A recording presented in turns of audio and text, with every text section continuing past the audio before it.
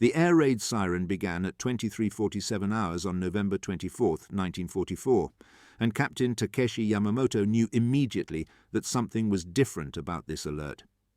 He stood in the control room of the Nakajima Aircraft Company factory in Musashino, just outside Tokyo, watching the civilian workers stream toward the shelters with an urgency he hadn't seen in previous raids.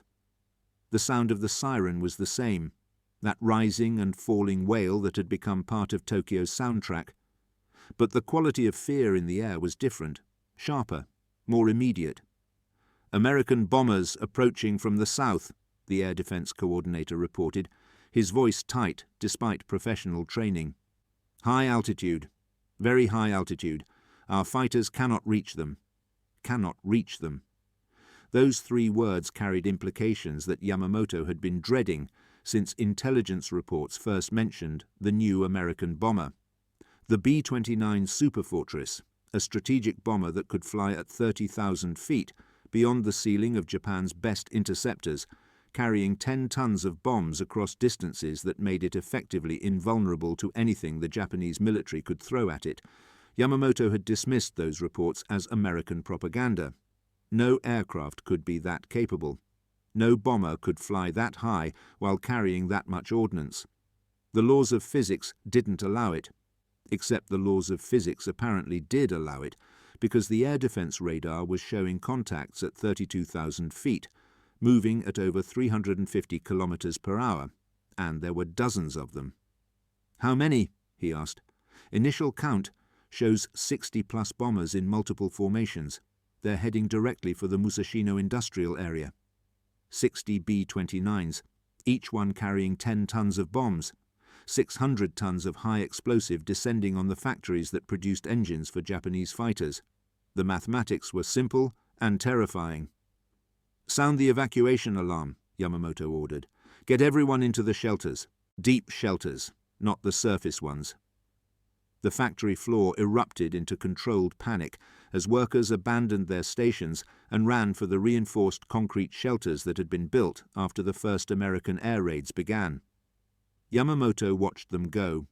Men and women ranging from teenagers to grandfathers, all of them essential to the war effort, all of them about to experience something that no amount of preparation could adequately prepare them for. He climbed to the roof to see for himself. The night was clear, stars visible despite the city's blackout, the air cold enough that his breath fogged in front of his face. Tokyo spread out below him, dark and silent except for the searchlights probing the sky, their beams sweeping back and forth like the feelers of some giant insect searching for prey. And then he saw them. At first they were just points of light catching the searchlight beams, tiny, bright spots at impossible altitude.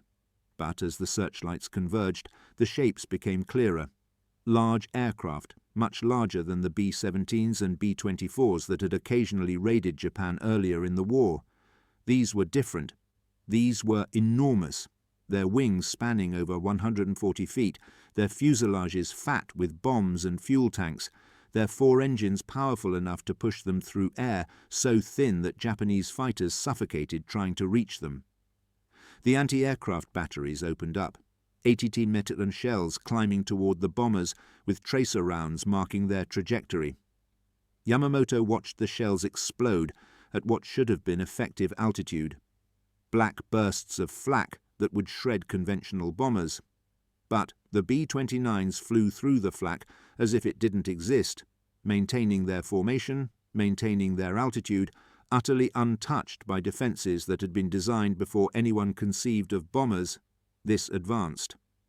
One of the searchlight operators near Yamamoto's position was cursing softly, his voice carrying in the cold night air. "They're too high. The shells aren't reaching them. They're just flying through our defensive fire like it's nothing." And they were. The B-29s continued their approach, now close enough that Yamamoto could see their silver skin reflecting searchlight beams, could see the vapor trails streaming from their engines as they burned fuel at altitude where the air was almost too thin to sustain combustion. Beautiful aircraft, he thought distantly. Beautiful and deadly, and utterly beyond anything Japan had the capacity to counter. The first bombs fell at 0003 hours on November 25th. Yamamoto heard them before he saw them, a high-pitched whistling that grew rapidly louder, the sound of heavy objects falling through atmosphere at terminal velocity. He threw himself flat on the roof, pressing against the concrete, covering his head with his arms. The explosions began a second later. Massive detonations that shook the ground, that compressed the air in his lungs, that made his ears ring so badly he couldn't hear for several seconds afterward. The first wave of bombs struck the factory complex to the east. Hundreds of tons of high explosive, designed to destroy machinery and buildings and people with mechanical efficiency. Yamamoto felt the roof beneath him shudder with each impact, felt the shock waves rolling across the city in sequence. He lifted his head and saw fires. Not small fires, but massive conflagrations. Entire buildings burning, the flames so bright they turned night into lurid orange day.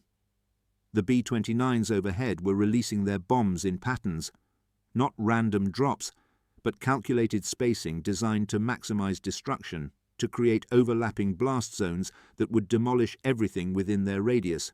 More bombs falling, more explosions.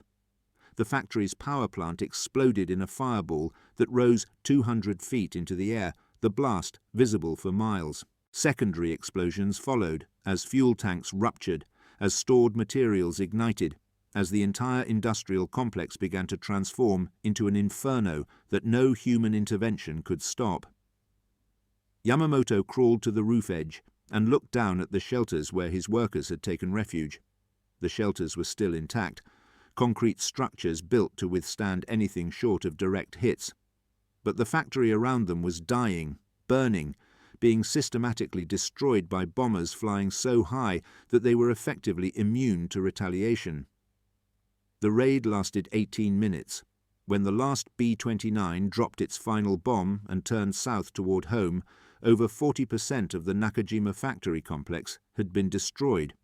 3 shelters had taken direct hits, killing everyone inside. Fires burned uncontrolled across the industrial district. And overhead, the B-29s droned away into darkness, their crews knowing they'd survived another mission without a single aircraft lost to enemy action. Yamamoto remained on the roof long after the bombers disappeared, watching his factory burn, watching the fire crews fight blazes they had no hope of controlling, watching the ambulances arrive to collect bodies from the collapsed shelters. The scale of destruction was beyond anything he'd experienced in 3 years of war. This wasn't tactical bombing of military targets. This was strategic destruction of Japan's industrial capacity, executed with precision and firepower that made traditional defenses obsolete. A young officer climbed to the roof an hour later, his uniform stained with soot and blood. "Captain, we need you in the command center. The casualty reports." "How many?" The officer's face was pale. 743 confirmed dead, over 2,000 injured. "And the factory?" "Sir, the factory is gone. The production lines are destroyed. The tooling, the machinery, everything. It will take months to rebuild, if we can rebuild at all. 743 dead. In 18 minutes. From bombers that had flown above 30,000 feet, untouched by fighters or flak, dropping their bombs with accuracy that suggested advanced bomb sites and extensive training. Yamamoto had read intelligence reports suggesting American strategic bombing doctrine emphasized destroying industrial capacity rather than breaking civilian morale. Those reports hadn't prepared him for the reality of that doctrine in action. Over the following months, the B-29 raids intensified. They came at night, flying too high for effective interception. They came during the day, their formations protected by fighter escorts that outperformed anything the Japanese could put in the air. They bombed aircraft factories, steel mills, oil refineries, transportation hubs, systematically dismantling Japan's ability to sustain modern warfare. Yamamoto was reassigned to the Home Defense Command in January 1945, tasked with developing tactics to counter the B-29 threat. It was a hopeless assignment. The B-29s flew higher than Japanese fighters could reach. They were faster than most interceptors. They were heavily armed with defensive machine guns and flew in formations that provided mutual fire support. And there were hundreds of them, launched from bases in the Mariana Islands, with more arriving every week as American industry produced bombers faster than Japanese defenses could shoot them down. "We need to hit them before they reach Japan," one of the fighter commanders argued during a strategy meeting in February. "Intercept them over the ocean, while they're still climbing to bombing altitude." "With what?" another officer replied bitterly. "Our fighters don't have the range to patrol that far from shore, and even if they did, the B-29s fly in formations that can defend themselves. We'd lose 3 fighters for every bomber we managed to damage." The mathematics were devastating. Japan had lost most of its experienced pilots in the carrier battles and the defense of the Philippines. The replacements had minimal training, 60 hours of flight time compared to the 300 hours American pilots received. They flew aircraft that were obsolete compared to American designs, and they faced an enemy with unlimited resources, industrial capacity that could replace losses faster than Japan could inflict them, and technological advantages that made traditional tactics suicidal. "What about ramming?" a young pilot suggested. "If we can't shoot them down, we crash into them." Silence filled the room.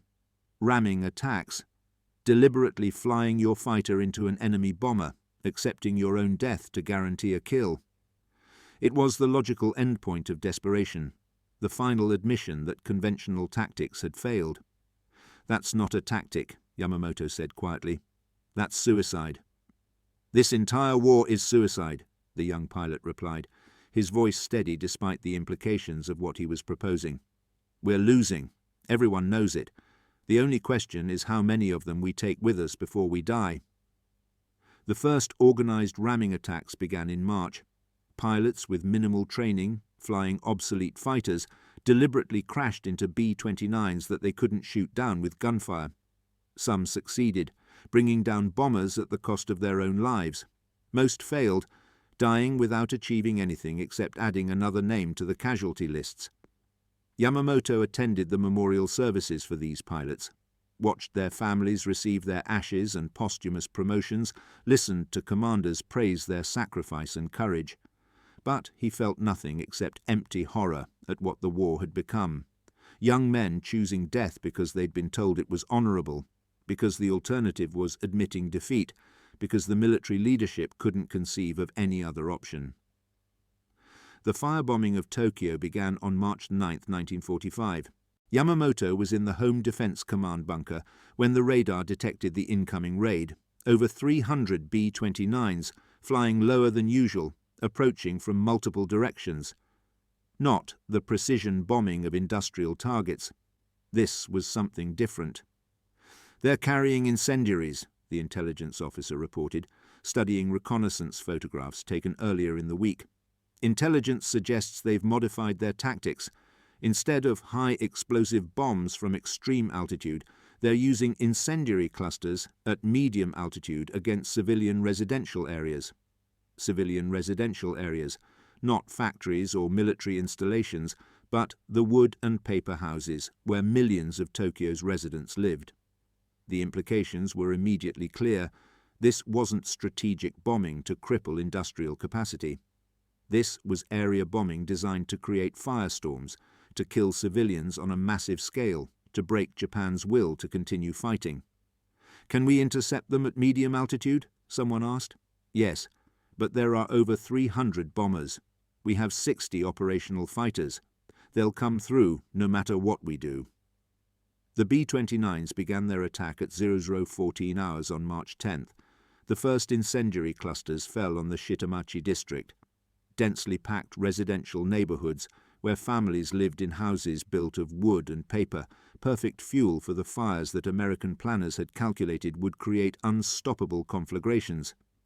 The incendiaries were specialized weapons, hundreds of small bomblets that scattered across wide areas, each one igniting on impact, each one hot enough to start fires that conventional firefighting equipment couldn't extinguish. Yamamoto watched the destruction unfold on map tables in the command bunker, each report from ground observers adding another red marker to show where fires had started, where firestorms had merged into larger blazes, where entire neighborhoods were being consumed. Within an hour, over 15 square miles of Tokyo were burning. The fires created their own weather, updrafts so strong they pulled objects and people into the flames, winds so hot they ignited buildings hundreds of feet from the actual fire line. "We need to evacuate the civilian population," someone said. "To where?" Yamamoto replied. "The entire eastern district is burning. The fire is moving faster than people can run. The bridges are jammed. The canals are boiling. Where do you evacuate them to?" There was no answer. There couldn't be an answer. The scale of the firebombing exceeded anything that civil defense had prepared for, exceeded anything that rational planning could have anticipated. Over 100,000 people would die that night, burned alive or suffocated by smoke, or trampled in the panicked stampede to escape the flames. More deaths in 6 hours than in any single event in history, except perhaps the atomic bombings that would come later. Yamamoto went topside at dawn, needing to see with his own eyes what the maps couldn't convey. Tokyo was gone, not damaged, not partially destroyed, but gone, replaced by a smoking wasteland of ash and twisted metal and charred bodies. The smell was overwhelming: burned wood, burned flesh, chemicals from the incendiaries creating a toxic fog that made breathing painful. The sky was dark with smoke, the sun barely visible through the haze. He walked through the ruins of the Shitamachi district, stepping over bodies, past the skeletons of buildings that had burned so hot that only metal frames remained. Fire crews were still trying to control scattered blazes, but most of the district had already burned itself out, consuming everything flammable and leaving behind only ash and ruins. A woman sat beside what had been her house, holding the body of a child. She didn't cry. She didn't move. She just sat there, beyond grief, beyond shock, in that numb place where the mind retreats when reality becomes too terrible to process. Yamamoto stopped, started to say something, couldn't find words, walked on. He found a group of American leaflets scattered near a fire station, propaganda papers that the B-29s had dropped before the raid, warning residents to evacuate, to leave the cities, to flee before the bombers came. The leaflets were in Japanese, well printed, distributed widely. The Americans had warned them, had told them exactly what was coming, and still over 100,000 people had died, because where could they go? How do you evacuate millions of people from cities when there's nowhere to evacuate them to? The B-29 raids continued through spring and summer. Osaka was firebombed. Nagoya was firebombed. Kobe, Yokohama, Kawasaki, city after city burned. The B-29s flew with impunity now, their formations so large that Japanese fighters couldn't engage them effectively, their defensive armament so heavy that interceptors died trying to attack, their numbers so overwhelming that shooting down 10 or 20 bombers per raid meant nothing when 300 had gotten through. Yamamoto stopped going to the memorial services. There were too many dead, too many names to remember, too many families destroyed. He focused instead on his work, developing tactics that might give Japanese defenders some marginal advantage, some way to inflict casualties on the B-29 formations that might at least make the Americans pay a price for the destruction they were causing. But the truth was that Japan had no effective defense against the B-29. The bomber represented a level of technological sophistication that Japan couldn't match, powered by industrial capacity that Japan couldn't compete with, executed by crews with training and experience that Japanese pilots lacked. It was asymmetric warfare carried to its logical extreme. One side, with overwhelming advantages, systematically destroying the other's capacity to resist. On August 6, 1945, a single B-29 named Enola Gay dropped a single bomb on Hiroshima. The bomb was different from the incendiaries and high explosives that had destroyed dozens of Japanese cities over the previous 9 months. This bomb contained the energy of 15,000 tons of TNT, compressed into a device small enough to fit in a bomber's bomb bay, released at 31,000 feet, detonating 1,900 feet above the city to maximize blast effect and thermal radiation. The explosion vaporized everything within a half-mile radius of ground zero. It created a fireball brighter than the sun, hot enough to instantly ignite everything flammable within several miles. It generated a shock wave that destroyed buildings across most of the city. It released radiation that would kill tens of thousands more in the weeks and months that followed. And it announced to the world that strategic bombing had entered a new era, one where a single aircraft carrying a single bomb could destroy an entire city in seconds. Yamamoto heard about Hiroshima 2 days later, the initial reports so catastrophic that he thought they must be exaggerated. No weapon could be that powerful. No single bomb could destroy an entire city. But the reconnaissance photographs confirmed it, and the survivor reports confirmed it, and slowly the reality penetrated. The Americans had developed a weapon that made all previous strategic bombing seem trivial by comparison. 3 days later, another B-29 dropped another atomic bomb on Nagasaki. Japan surrendered 6 days after that, the Emperor's radio broadcast announcing the end of the war to a population that had been devastated by B-29 raids, that had watched their cities burn, that had lost hundreds of thousands to American strategic bombing. Yamamoto listened to the surrender announcement in the command bunker, surrounded by officers who'd spent 4 years fighting a war they couldn't win against an enemy with resources they couldn't match. Some wept. Some sat in stunned silence. Some discussed suicide rather than accepting defeat. Yamamoto felt nothing, just exhaustion and a vague sense of relief that the killing would finally stop. The American occupation forces arrived in September. Yamamoto was interrogated by U.S. Army Air Force's intelligence officers interested in Japanese defensive tactics, in what had worked and what hadn't, in lessons that might be applied to future conflicts. He answered their questions honestly, describing the impossible situation Japanese defenders had faced, trying to counter bombers that flew too high, too fast, too heavily armed to be effectively engaged. "We had no answer to the B-29, he told them.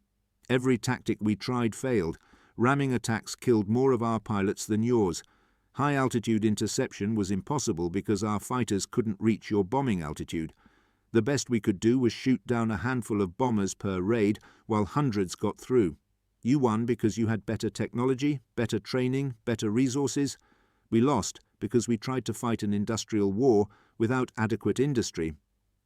One of the American officers, a colonel who'd flown B-29 missions over Japan, nodded slowly. "It wasn't personal," he said. "It was strategic. We had to destroy your capacity to make war. The firebombing, the targeting of cities. We didn't do it because we hated you. We did it because ending the war quickly saved lives in the long run, more lives than would have been lost in an invasion." Yamamoto didn't argue. What was the point? The war was over. Japan had surrendered. The strategic bombing campaign had achieved its objectives, destroyed Japan's industrial capacity, broken the will to continue fighting, ended the war without the need for a mainland invasion that would have killed millions. The mathematics supported the Americans' position. Hundreds of thousands of Japanese civilians dead from bombing versus millions dead from invasion. The lesser evil was still evil, but it was lesser. He was released from interrogation in November and returned to what remained of Tokyo. The city was still mostly rubble, reconstruction barely beginning, food scarce, winter approaching. He found his family's house had survived, damaged but repairable, unlike the hundreds of thousands of homes that had burned. His wife and children had evacuated to the countryside and survived. He was one of the lucky ones. But survival felt hollow. He'd spent 3 years watching Japan's cities destroyed by bombers he couldn't stop, watching defensive tactics fail against an enemy with technological supremacy, watching young pilots die in hopeless attacks against formations too strong to penetrate.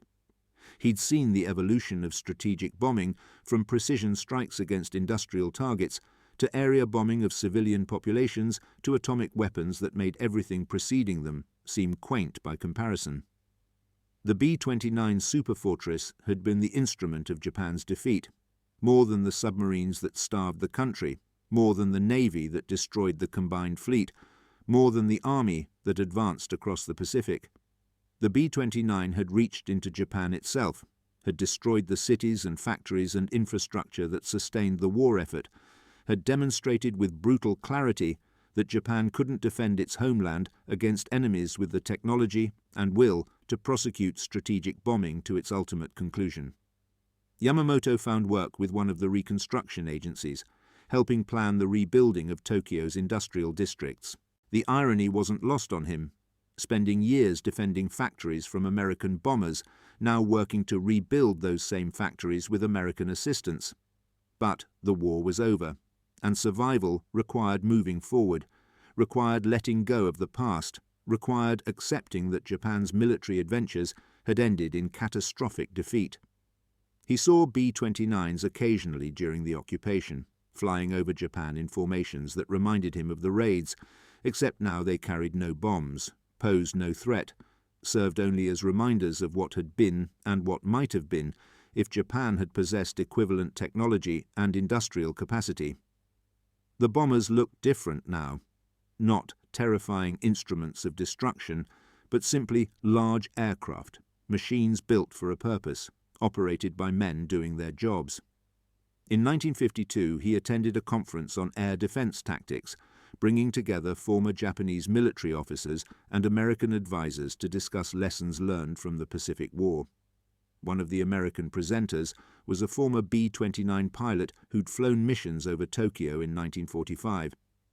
They spoke briefly after the presentation, two former enemies discussing technical details of bombing and defense with professional detachment. "Did you ever think about the people down there?" Yamamoto asked. "The civilians who died in the raids?" The American pilot was quiet for a long moment. "Every day," he said finally. "I thought about it every mission. But we had orders, and those orders made strategic sense, and ending the war quickly saved lives overall. That's what I tell myself. That's how I sleep at night." "And does it work?" "Sometimes." The pilot looked away.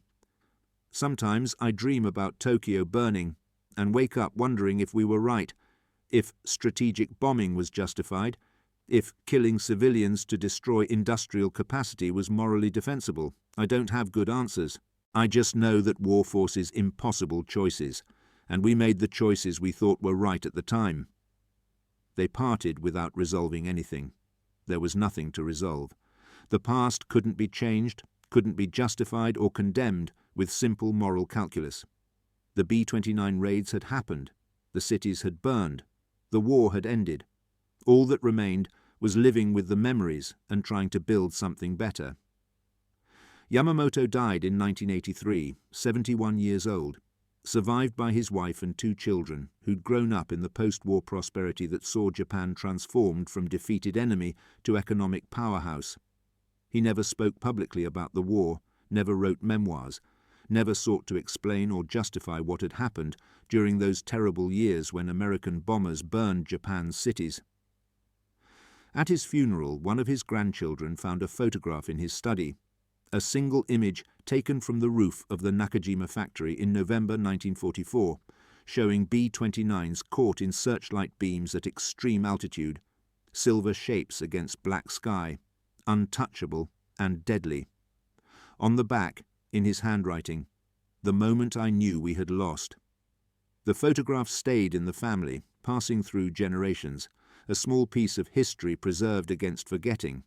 And in aviation museums and military archives and history books, the B-29 Superfortress remains as testament to what industrial warfare meant in the 20th century, to what happened when one nation's technological and manufacturing capability so exceeded its enemies that traditional defenses became irrelevant and cities burned while bombers flew untouched overhead.